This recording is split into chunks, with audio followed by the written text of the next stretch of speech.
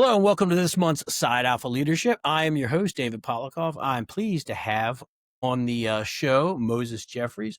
Moses is an assistant chief in Tennessee at a major metropolitan department, and met Moses a handful of years ago. We'll get into that in a few minutes, but without me rambling on, Moses, welcome to the show. Hey, man, thanks. Thanks for having me, Dave. I appreciate your time.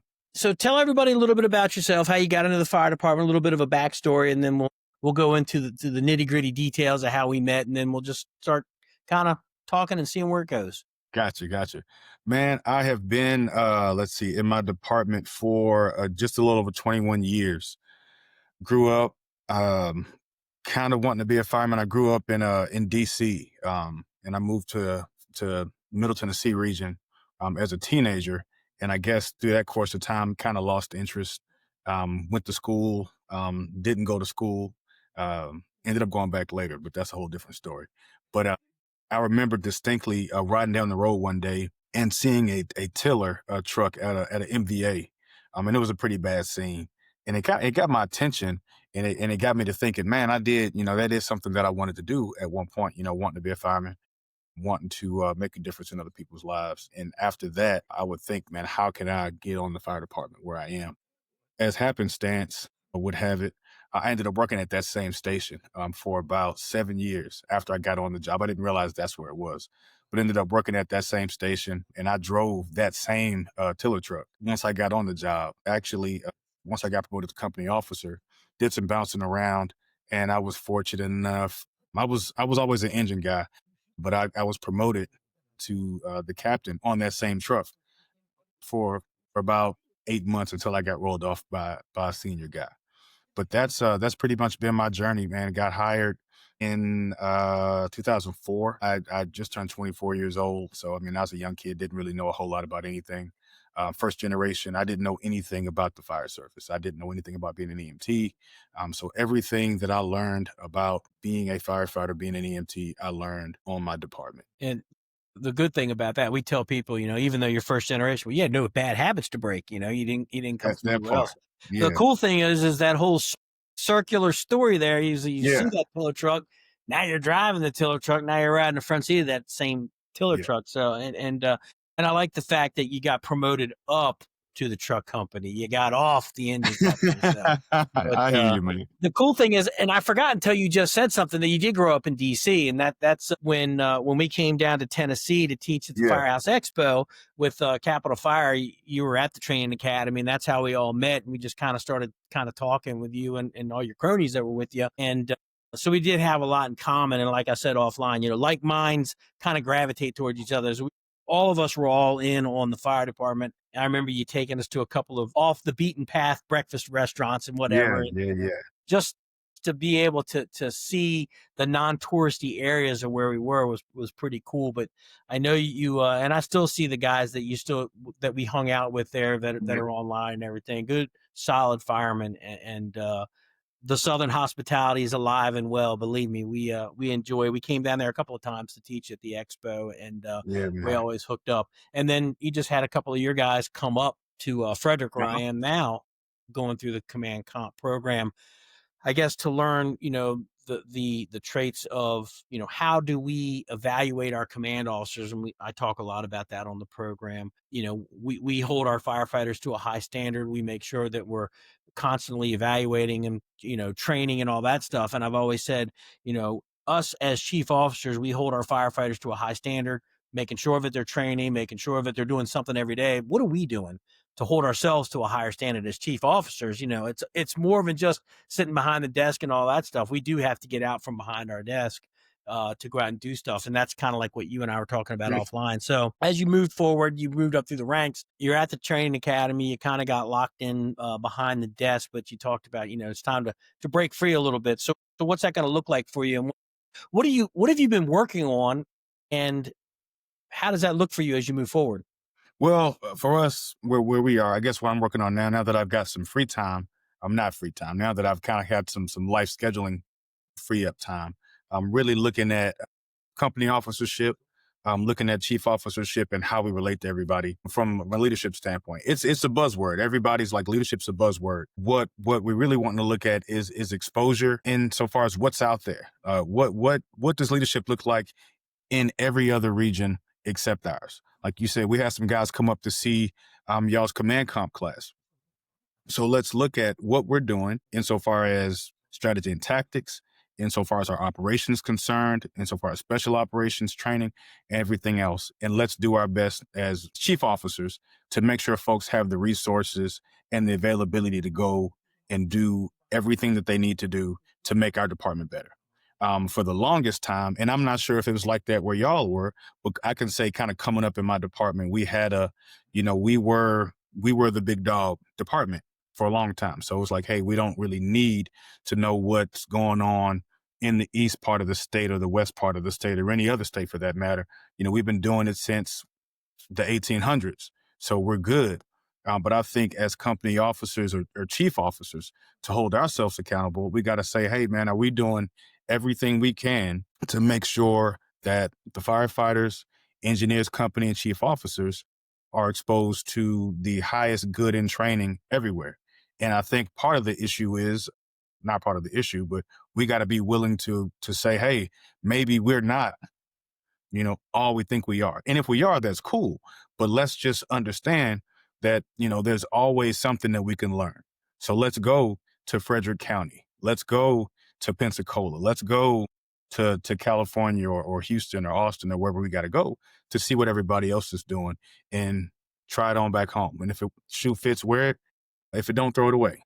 Yeah, one of the things you said, the buzzword of leadership. You're right. That's for the longest time now, people are like, leadership. We need this, we need that.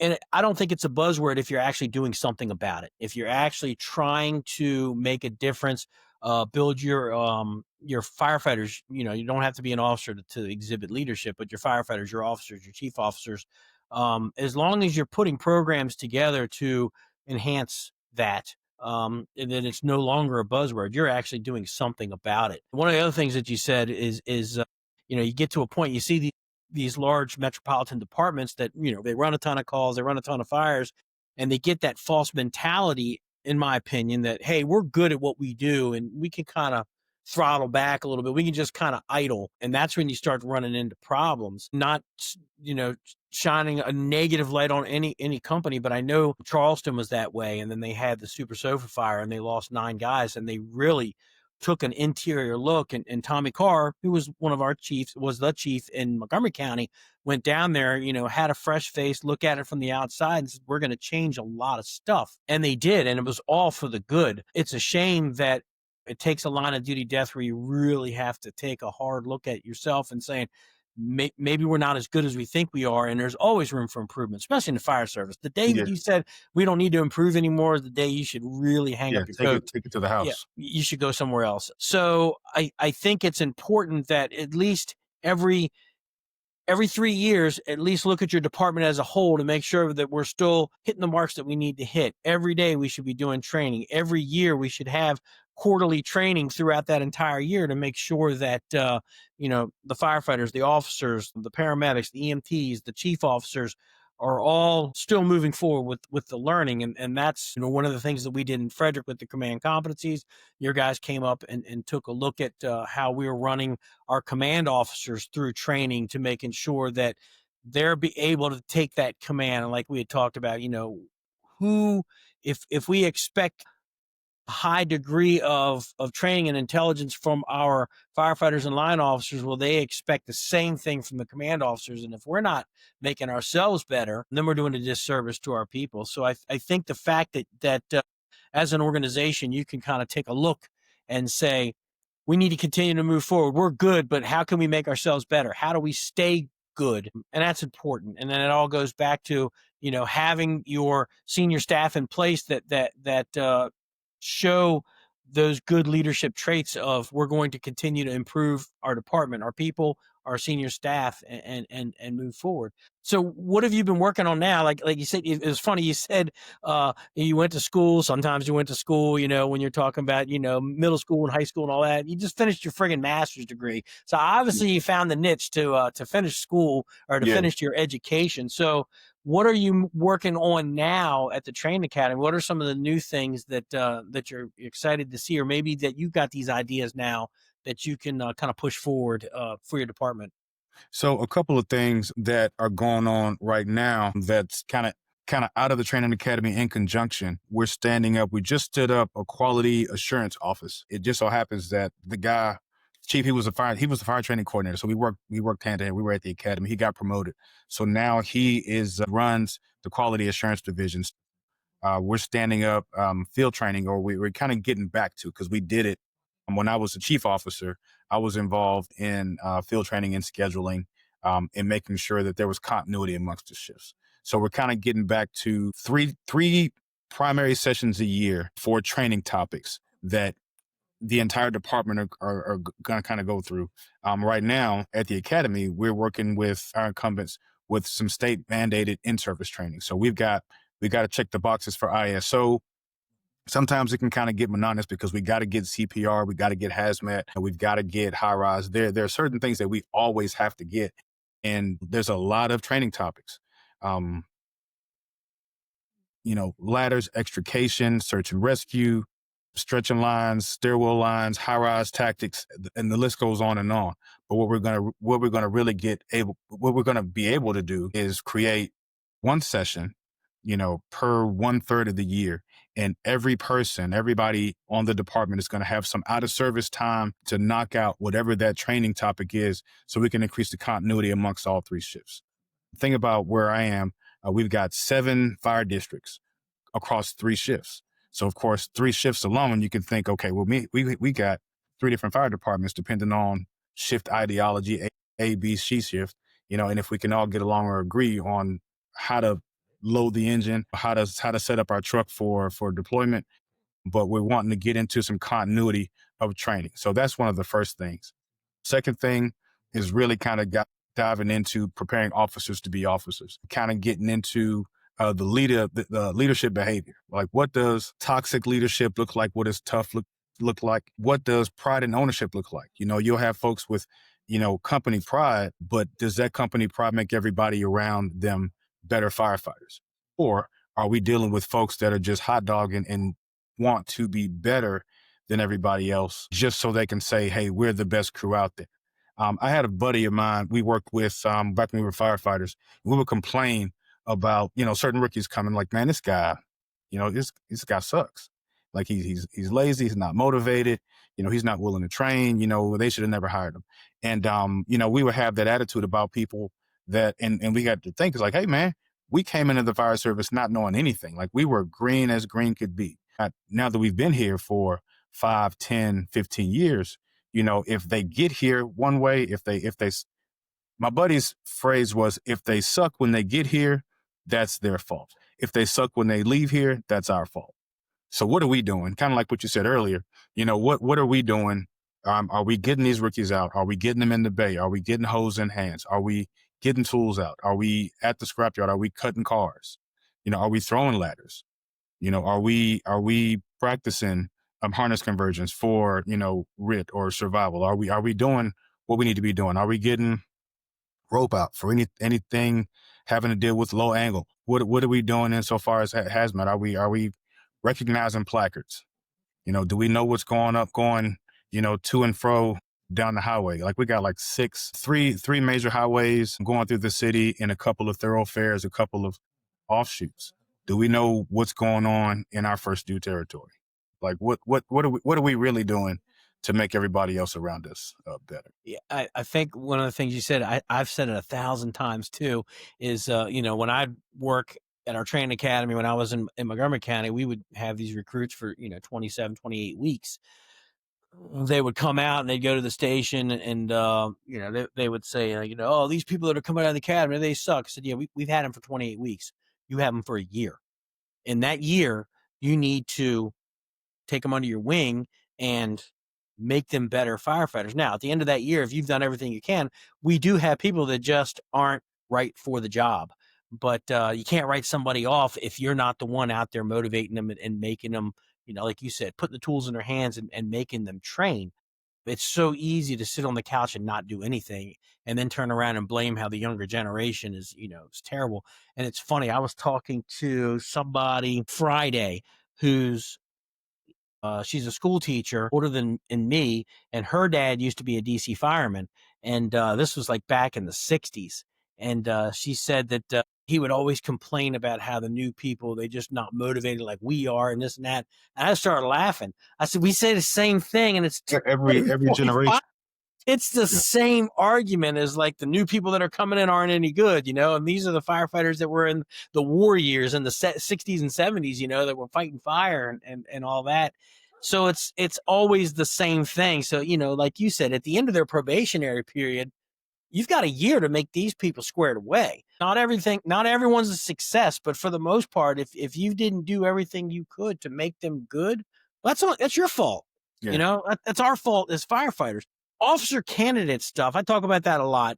I think we kind of lack in that area, especially where I've come from, where you can go from backstep firefighter to front seat lieutenant, all in less than a year. You take the test, you get on the list, bam, you're a lieutenant without that formal training.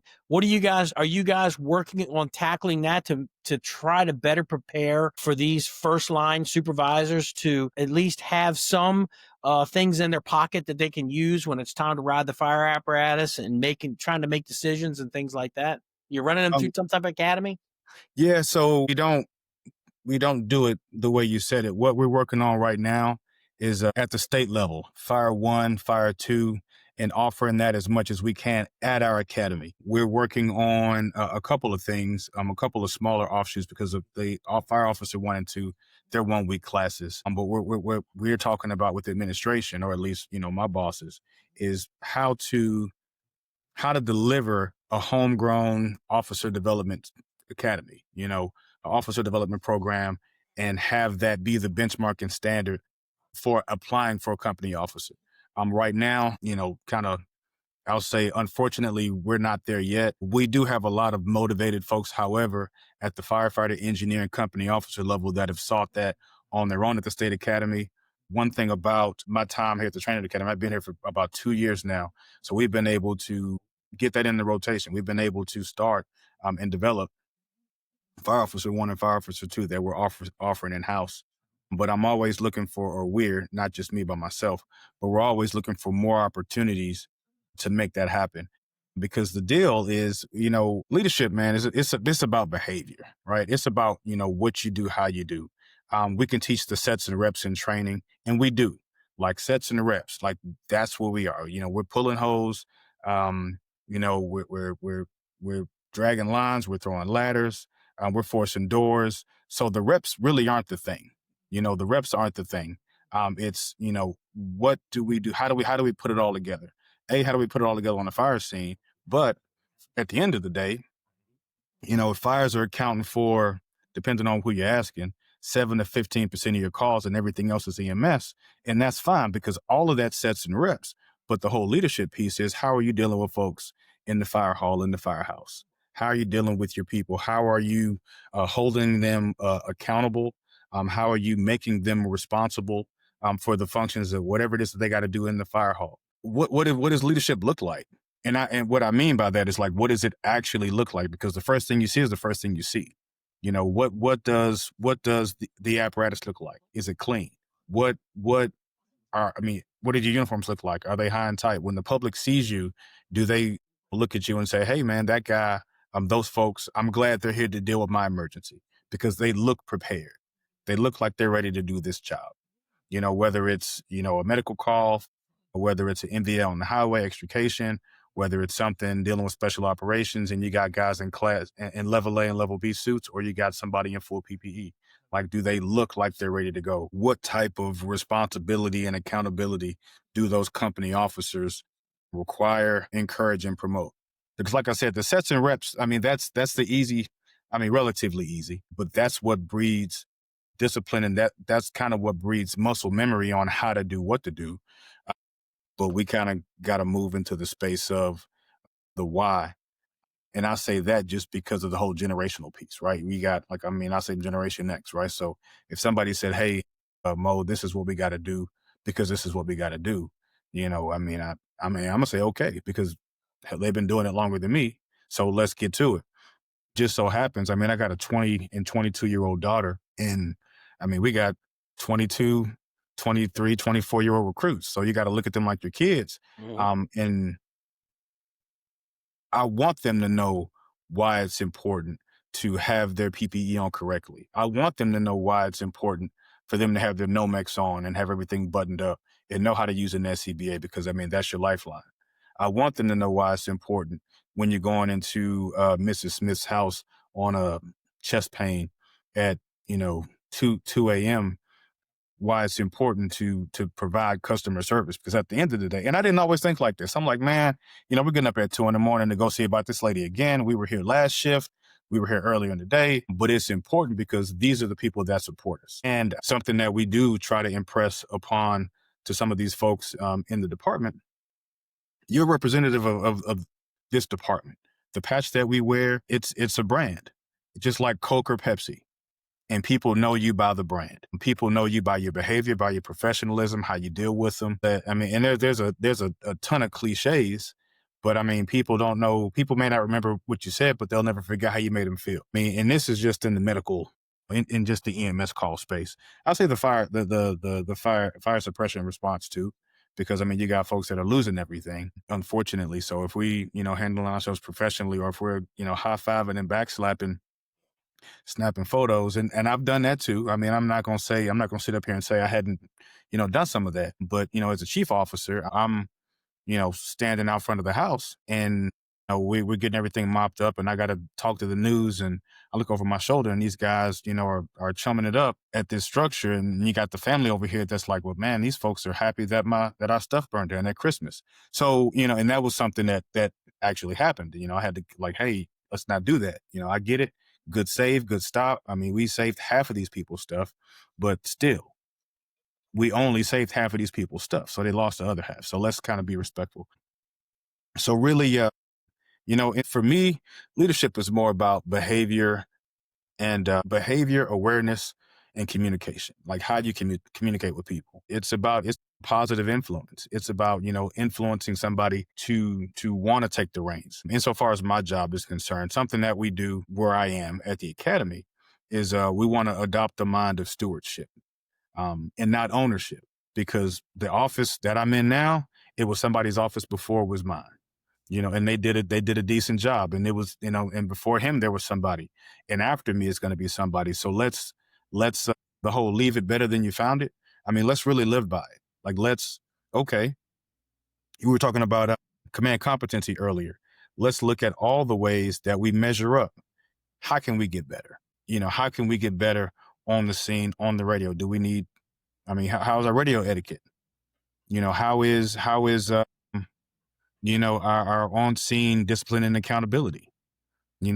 How are we with strategy and tactics? How are our firefighters? Do they have a good, strong fireground IQ? Even though they're not ICs yet, are we preparing these folks to kind of take these positions? If I'm off and I got to have a captain ride up, and if I got a captain riding up in my seat as district chief, we've got an engineer or pipeman riding up. So how prepared are they to make a command decision when life is on the line? Because it's all good when it's a sim, when we're looking at pictures, or we got fire dancing on the computer screen.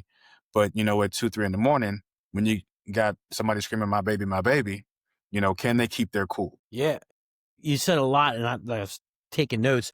The one of the things we talked about in the very beginning with the officer candidate school, the biggest thing is it costs money, and that's the deterrence from having a good formal officer candidate school. In a perfect world, we have a list of 40 firefighters that are on the lieutenant's list. Well, all 40 of you are coming off the floor for the next 2-3 weeks, and Yeah. you're going to be on day work 5 days a week, and you're going to go through officer candidate school.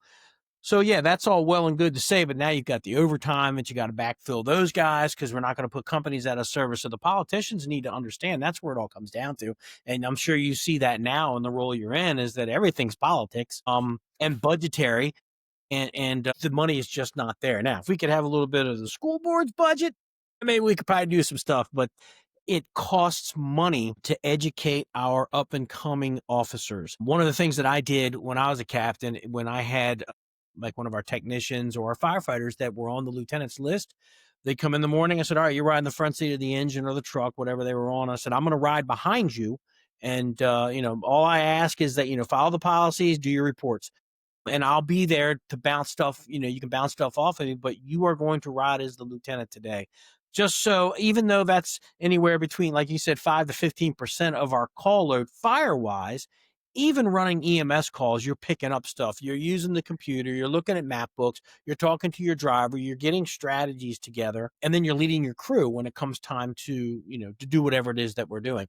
So I think those little things were valuable that didn't cost any money, but a Mm. full-blown officer candidate school is going to cost money. That's one of the biggest prohibitors for us. One of the things that you said, and I've said it a few times too. Actually, I think I threw it out there when you're talking about company pride and things like that. I go into a firehouse and I look at I'll look at the fire engine right away. Like, guys might have their gear hanging up there.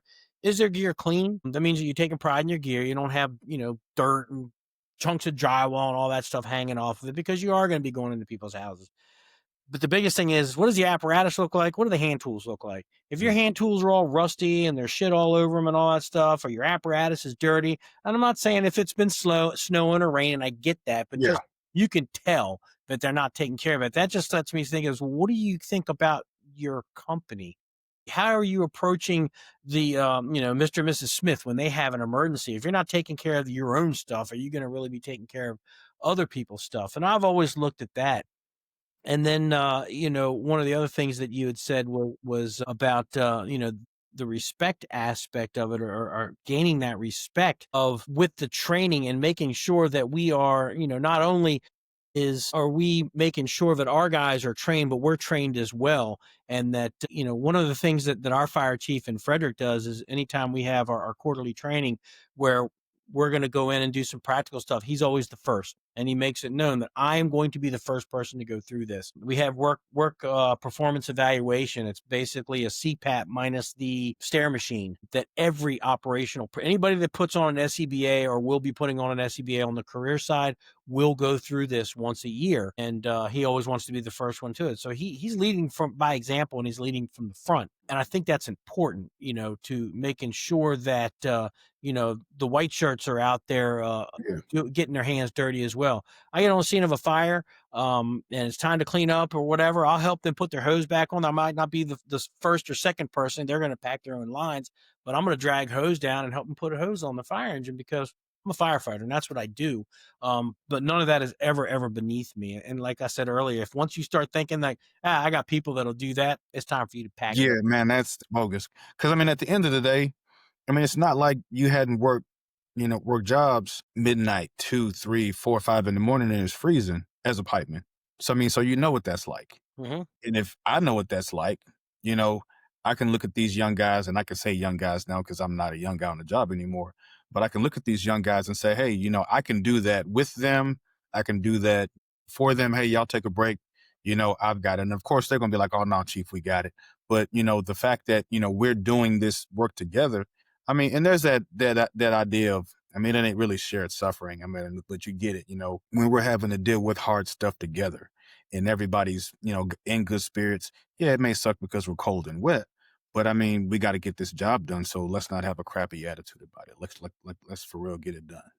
Yeah, one of the other things that you talked about is, I was a young guy, I used to say like, man, I hope we catch fire today. Man, I hope we catch fire today. And a lot of people, especially the civilians, they don't understand Yeah. when you say that, when you talk, when you're out with your friends or whatever, and other people like, hey, you want somebody's house to burn down? It's like, man, I equate it like this, now that I'm a chief officer, I'm like, I don't wish for anybody to have their house catch on fire, but if it just so happens to happen, I'd like to be there, I like it to be us. I like it to be us because, we're prepared.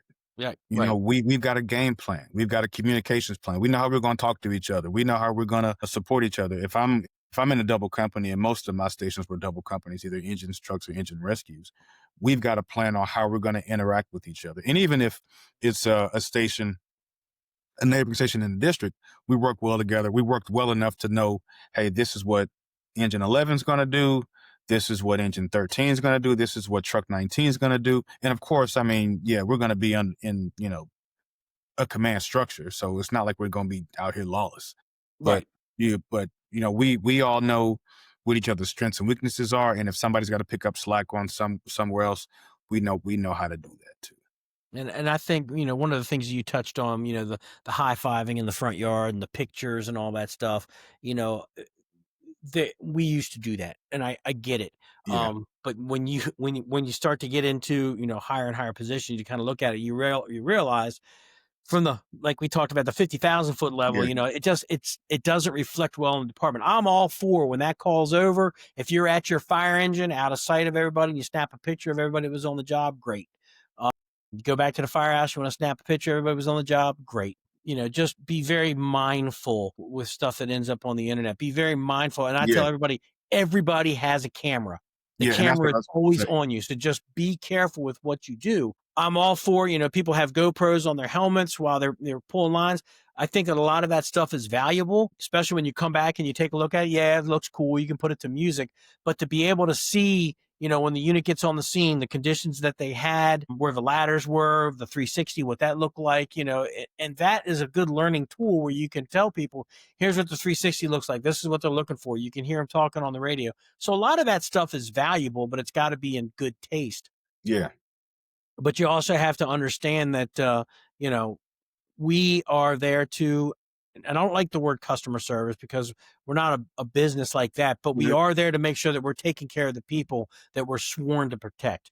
yeah, And we need to make sure that, and that goes from making sure that they're okay before we leave that fire ground. The last thing in the world I ever want to do is leave a family on the side of the road when their house burned down and never contacted the Red Cross or make sure they have a place to go. It's just a terrible look for the fire department. So I've always made sure that when this incident is over, whether it's a medical incident or a fire incident, that they're taken care of. They have somebody to come take care of them. They have somebody, a place to go for the night, so they're not yeah, left out on the side of the road after their car burned, their house burned down or whatever. But it is a view that, the public doesn't understand. And like I said, we all want to go to fires. I get it. That's our job. And I tell people, I said, look, the people that are in those, the warthog planes that are shooting the cannon, that are on the front lines shooting guns, that are in jets, dropping bombs and all that.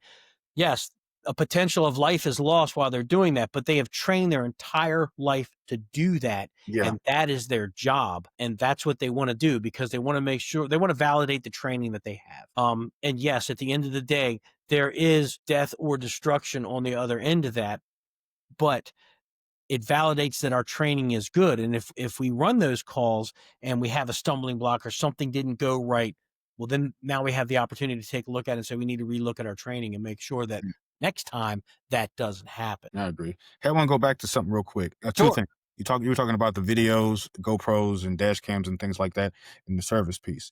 But I think that video has its place and it's extremely valuable. It's tough though when organizations can't figure out how to manage it because I really believe that what's on a helmet cam, what's on a dash cam has a tremendous amount of value because, and I'll just say for me, man, I could pull up, well, as a company officer, more so than as a chief officer, but as a company officer, you give your BR, you give your 360, you got flames showing on the Alpha Bravo corner, heavy smoke. I mean, you give a pitch perfect BR and you go to work and somebody can say, hey, did you see whatever?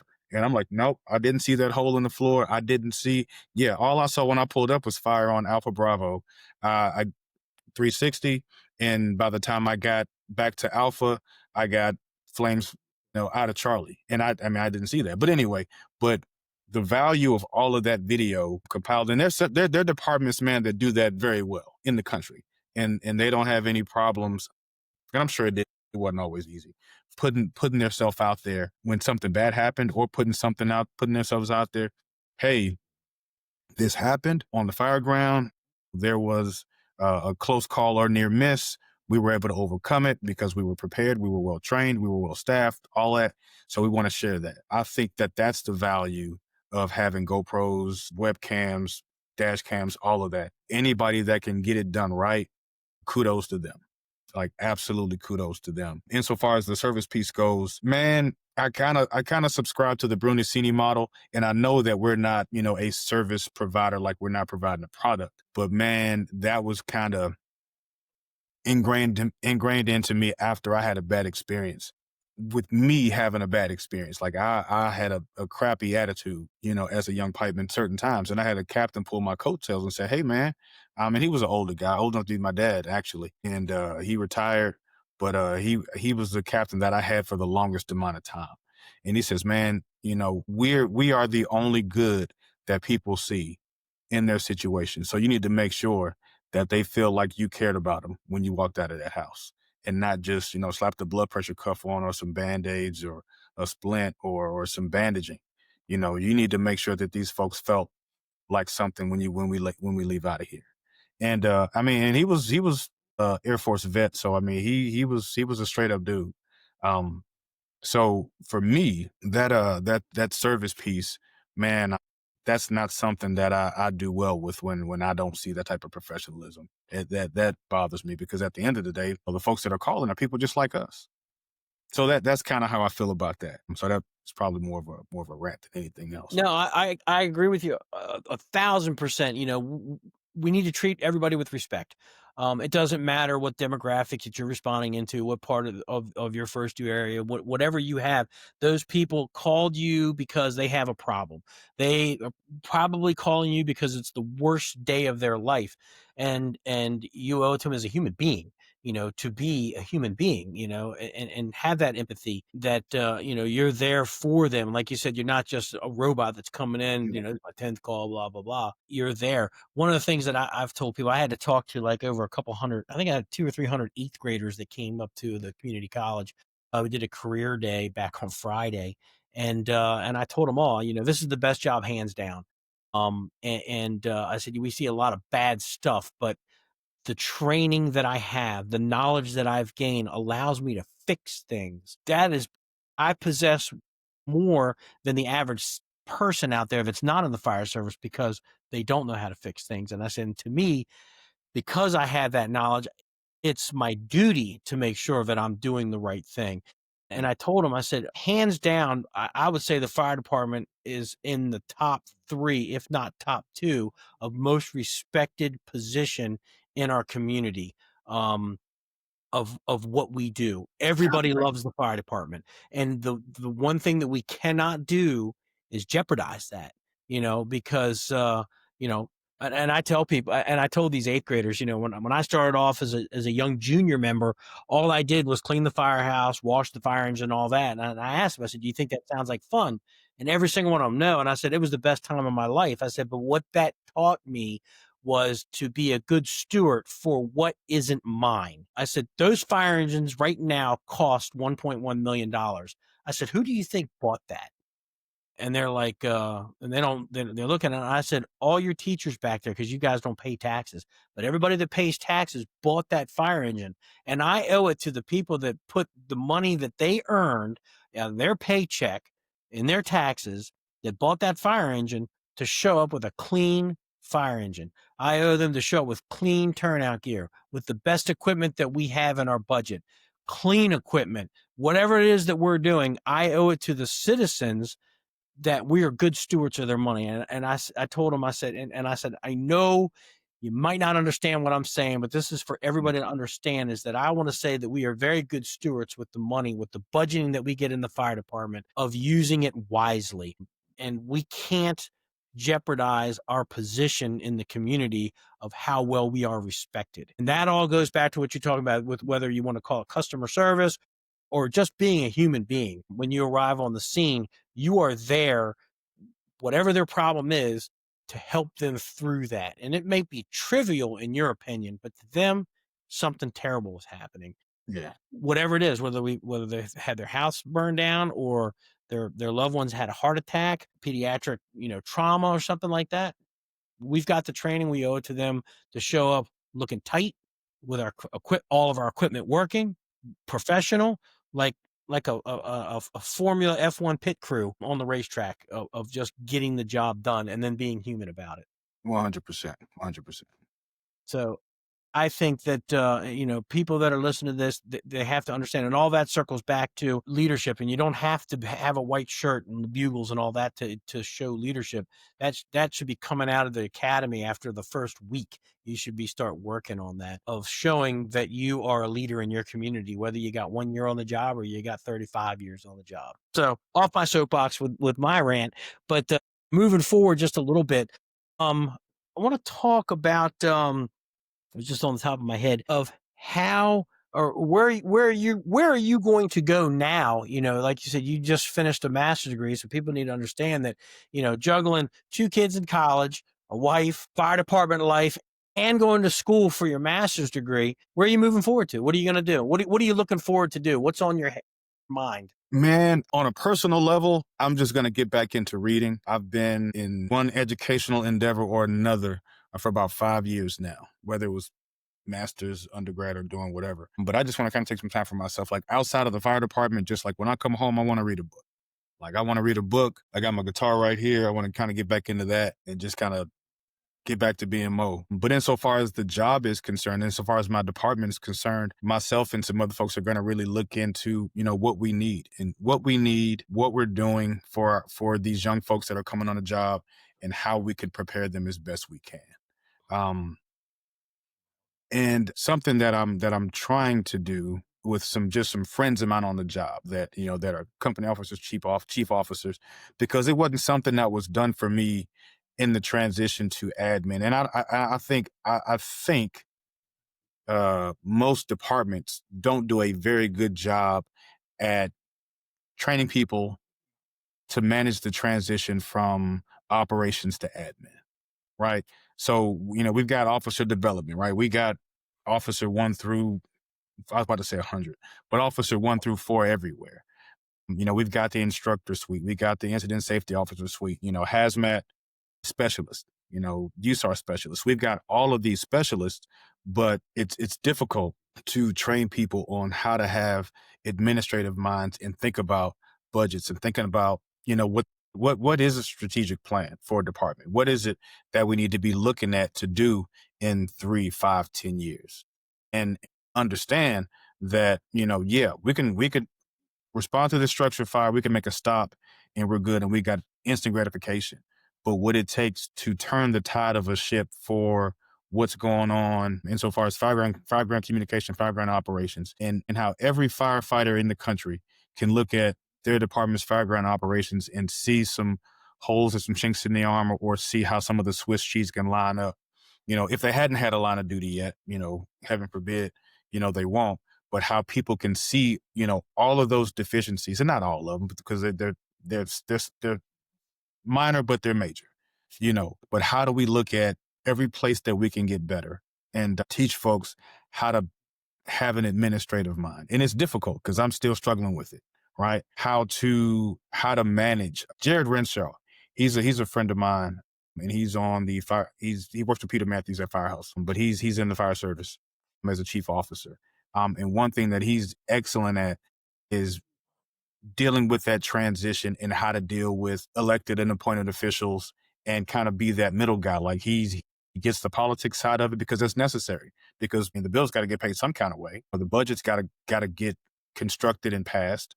We've got to come up with a grant to get this fire engine, and how many firefighters are even thinking about how are we going to buy this fire engine? And it's not the sexy stuff. It is not sexy. On chief, somebody's coming to me, hey, we need 10 rescue Randys that cost X amount, or we gotta send guys to FDIC, or we gotta send guys to EMS Expo. That, and like that's the kind of stuff that I'm thinking about now. I'm like, man, I wish I could just hop on an engine, or when I was a district, wish I could just, respond to a structure fire or a 2 alarm. But I mean, that's just part of it.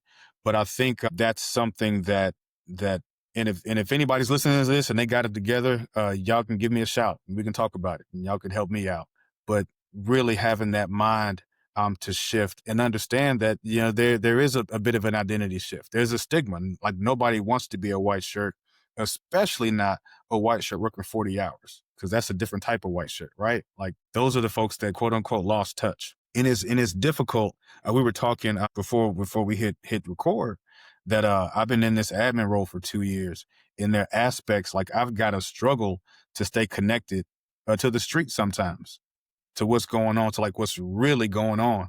So, when I'm developing policy or when I'm writing a memo or we're planning training for the department, for the entire department, not just recruit training, we're talking about incumbent in-service training or any type of EMS course that needs to happen, any ACLS, PHTLS, something like that.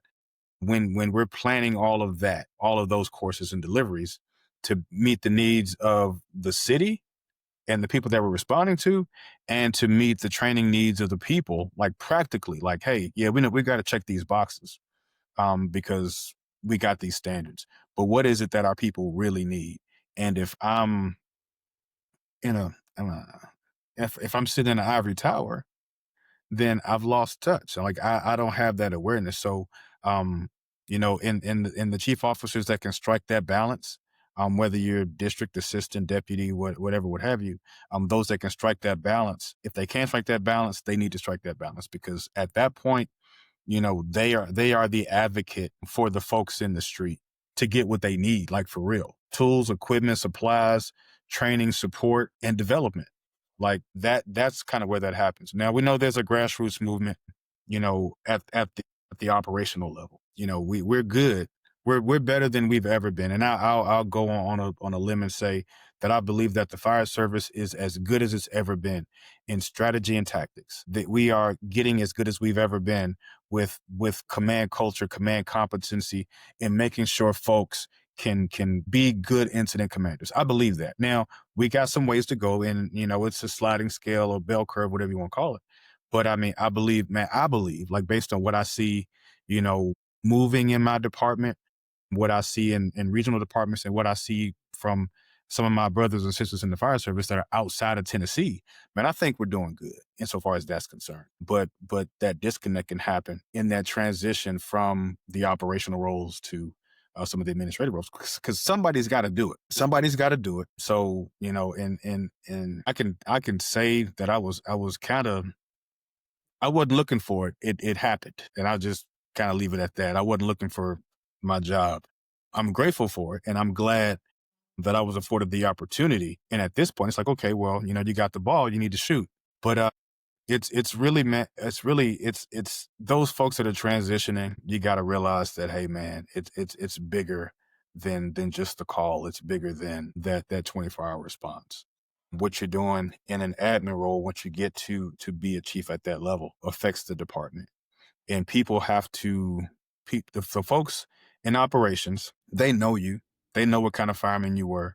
They know what kind of captain, what kind of chief officer you were, if you were capable, if you were competent, if you were credible, if you had some character about yourself. So when you get into that role, once you get, off of, shift work, and you have to do that, you need to work hard to kind of maintain their reputation for advocating for the people and getting the folks what they need, and getting with people that are higher than you and helping them to understand.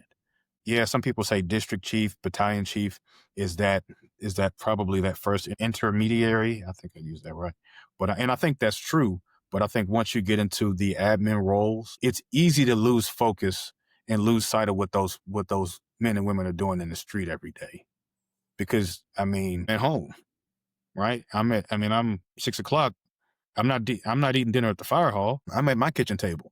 So I think it's important. I think it's really important to try to keep touch with those folks that are doing the job, and seeing what they're dealing with. So you're better able to support them. Yeah, it's funny. Like I said, I left when I retired from Montgomery as a battalion chief. I was in operations, and when I got hired in Frederick, literally 5 days later, it's 90% admin, and doing budgets. I don't do the budget. My boss has Yeah. a heavy role in that.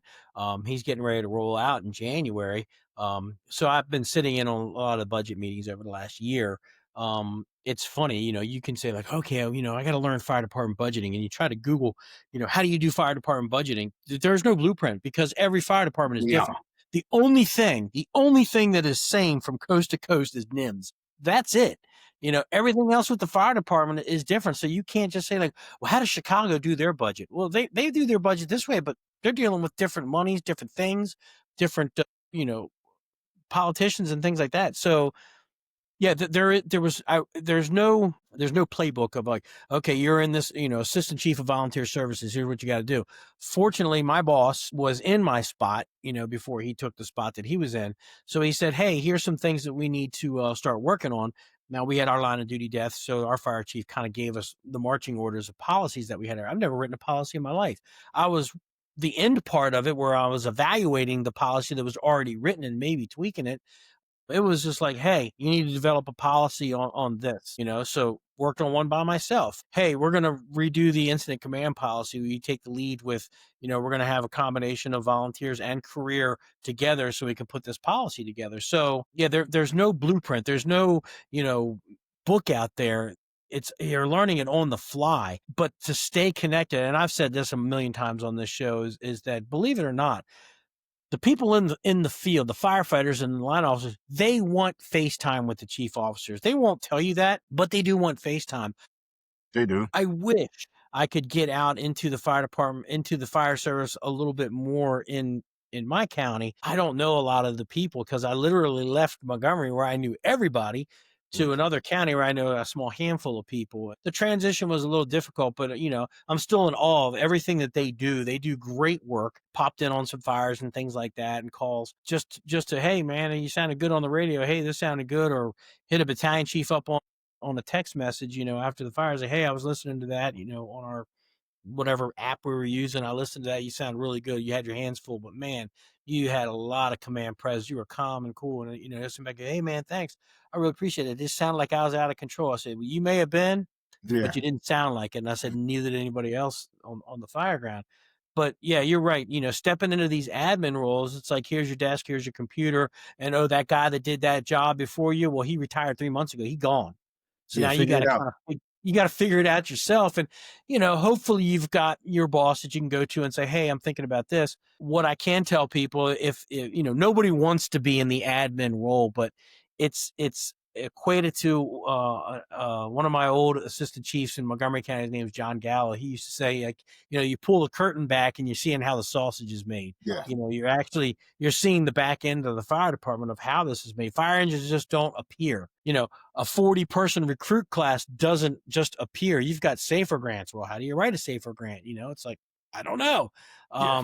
We deal with 508 funds, which is monies that come in from the state for the volunteers and how they spend that stuff. It's a lot of stuff that it's a lot of on the job training, and there's nothing out there that can prepare you for that. And you've got fire officer 1, fire officer 2, 3, and 4. Yeah, if you're building a firehouse from scratch, that might help you a little bit. You can't Yeah. Yeah. Yeah. take a fire officer 3 class and think you're going to be golden at doing admin work, because every No. fire department is different. Every want and need is different. Everybody is different. But yeah, it took me about 2 years to get my feet underneath of me, getting really good at doing Excel spreadsheets and things like that, getting really good at working out all these programs that are on the computer that you do every day. My writing has gotten better, emails have gotten better, but it's a lot of hard paperwork. And yeah, it's a 40-hour work week or an 80-hour pay period. We're allowed to flex our time, which is good.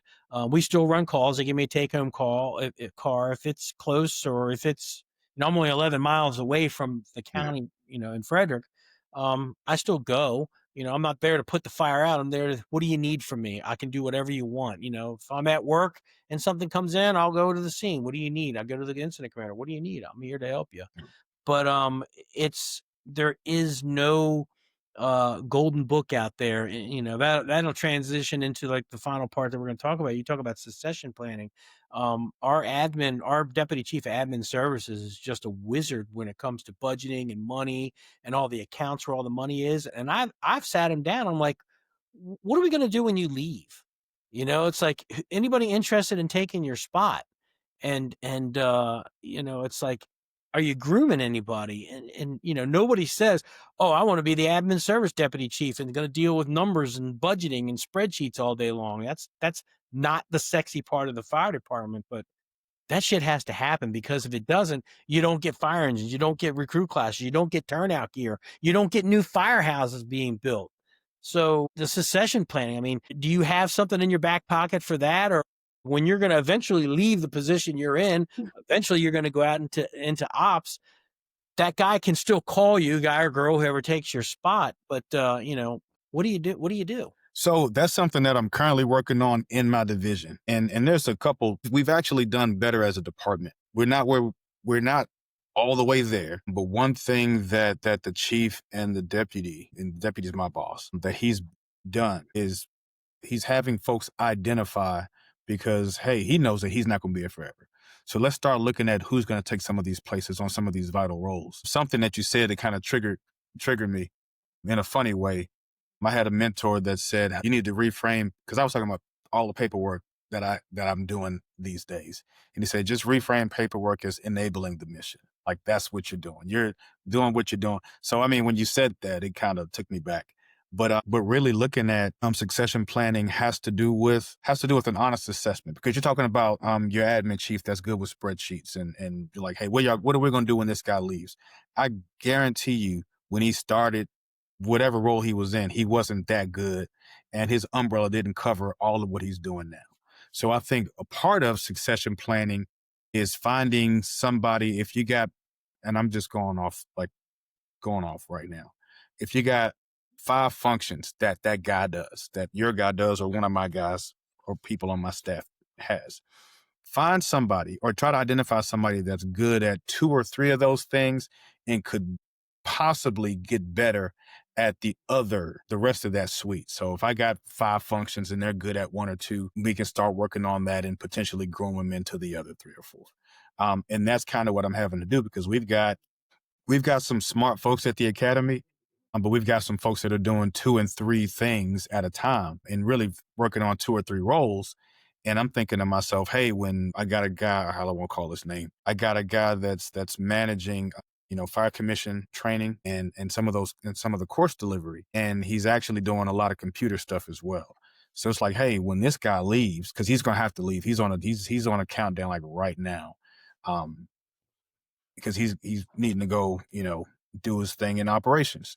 So when this guy leaves, I've got to say, okay, well, let's about 18 months before he's out of there. Let's make sure we're identifying somebody and we're having conversations with them about what it takes to deal in this admin work as a company officer or an instructor. Like, because those are the functions that have to happen at the training academy. Like, have those open, honest conversations. Hey, this is something that, we'd like you to do. Of course, there's folks that are, applying for the instructor job. So in that, hey, this is what you're going to be doing. This is what he does. We're not expecting you to do 100% of what he does on day one, but just know that you're going to have to go from 0 to 100. Right now, we can take 0 to 30, 35, 40. We'll deal with the rest later. But just understand that we're going to have to get you up to, 100 miles an hour insofar as this job's concerned. So when we're talking about succession planning, I think it's we got to let people know, hey, these are things that need to be done. Everybody wants to ride the back. Everybody wants to pull a line. Everybody wants to throw. I mean, I just wanted to make fires. All I wanted to do when I came on the fire department was make fires. And after a while, I had somebody say to me, hey, if you really want to be involved in changing all this stuff that you're not happy with, you're going to have to get off this back seat. And I'm like, well, you got me. Yep. And then there was whatever I saw as a company officer, and then whatever I saw as a district chief. And now here I'm assistant chief, and I think I'm I'm good now. I'm not looking for nothing else. I got enough on my plate right now. But I think it's important to sell the future needs of the department, to sell the needs of the department outside of just fire station life. Like, this has to get done. And I think we're in a good place in my organization because we got a lot of good young folks, man. We got a lot of good, young, capable, competent, eager. And we got more folks that are coming with some sort of college degree that we can kind of use. Not that you're gonna, and of course, there's a saying you ain't gonna put out no fire with a degree, which Mm-hmm. is true. But you can run a budget. Mm-hmm. You can write policy with it. So I think we got to figure out a way to destigmatize a couple things. We got to find a way to destigmatize some of the admin roles or people just wanting to move into admin, and we got to figure out a way to destigmatize folks coming into the fire service with advanced degrees or with any type of formal education. Because I mean, I was a college dropout. I went back later, but not coming into the fire service educated, I mean, it didn't affect me one way or the other. I just wanted to go back for personal reasons, and it just so happened that I chose something that I could use for the department. But when people come into the fire service, we could succession planning, going back to that. If we know that we promote, engineer at 4 or 5 years, and we promote and I know some people promote way earlier than that, but that's just kind of where we are around here. I mean, if we're waiting to that 10-year mark to promote for company officer and a couple years later for district chief, let's look at some of these folks that are coming through the academy. And let's keep an eye on them as they're moving through operations and as they're, earning their stripes in operations, as they're earning their stripes, on a hazmat company or a rescue company, and saying, man, this guy or this girl, they're shaping up to be the total package. They're shaping up to be a strong operator. They provide, and I'm gonna just say it because I know it's a buzz term, but they provide good customer service, on some of these medical calls. They do the And right things on the calls yeah, yeah, all the time. and they're smart, right? So let's not, and of course I didn't have this issue, but let's not stigmatize some of these folks that are the total package, because some of us that are longer in the tooth may not have found the value in that piece, that the education development preparation piece coming up, Yeah. because we didn't see that. I mean, got a new generation in the fire service, man. No, I've said, and we'll round this conversation out. More and more people that are coming to the fire service are some of the more smarter, than what we had in the past. Coming in with an advanced degree is not a bad thing, especially even if the degree has nothing to do with the fire service. It just says that you could spend 4 years in a facility and earn something from that. You Yeah, had the drive and the determination to do that. You should know how to write. You should know how to talk. You should know how to think. You should know how to develop. So all those are positive skills. And like you said, keeping your eye on people that look like they may have the total package as they move forward. Well, that all comes down to the mentoring and taking them under your wing. It's all great stuff, and that is all part of the succession plan. Is you keep your eye on people saying, hey, you could definitely go places. What, like you said, you might have to leave operations in order to learn more about the job, in order to move forward in the job, because we're looking for more than just one-dimensional people that are capable of doing a bunch of stuff. And it took me a long time to do that. I was like you, I just want to ride fire. I want to go to fire calls.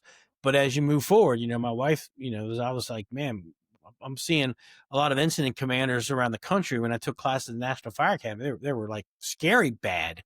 And finally she's like, man, I'm tired of hearing you. You should have get off the pot. You take the test, yeah, stop talking about it.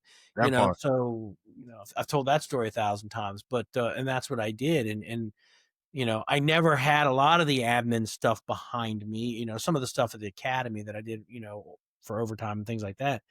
But it was definitely a crash course over the last, 4 years now of learning how to do stuff, and I'm comfortable doing it, and being able to hear, some of the issues or any concerns that the volunteers, even the career people have, and say like, yeah, we're working on that, or hey, this is something that's brought up to our attention. We'll look into how can we make it so that that's not an issue anymore. And like I said, it's not the sexiest thing in the world, but it is a necessity. Well, we're definitely over the hour mark, which is Yeah. awesome. Good, All right. good What's stuff. tough, man? Yeah. So, if anybody wants to get a hold of you, if they have questions for you or anything like that, or want to know a little bit more about what you're doing, how can they get a hold of you? Man, they can hit me up on Facebook, Moses Jefferies the fourth, MosesJefferies. They can hit me on my email, mj_iv@yahoo.com. I mean, I got a Twitter account, man, but I got a LinkedIn account, so I am on LinkedIn. So if it's fire service or having to do with what I got going on or anything else, LinkedIn, you can hit me up, Moses Jefferies, and I'm there, and I'll follow everybody else and follow what everybody else is doing. So yeah, that's me, man. And I got an Instagram page, but it's just like family stuff. So And I'll and all that stuff, when this goes out on YouTube and Spotify and all that, it'll all be in the description with all of your stuff. They can just click right on through. Well, man, I really appreciate you taking time out of your busy Yeah, life yeah. and Thanks. your schedule, and let your wife know that I appreciate taking an hour of your time. I appreciate you coming on the show, and a lot of good, valuable information that people should be taking away from this, and knowing that there's more to the fire service than just running fires and all that stuff. There's the not so sexy stuff, but if you didn't do that, you wouldn't have the equipment and the apparatus to run the fires, True, true. and the training in the background and all that stuff. So thanks for coming on the show, man. I truly appreciate it. All right, thanks, brother. We appreciate it, man. Yes, sir. Stay safe. All right, thanks, man. See ya. All right.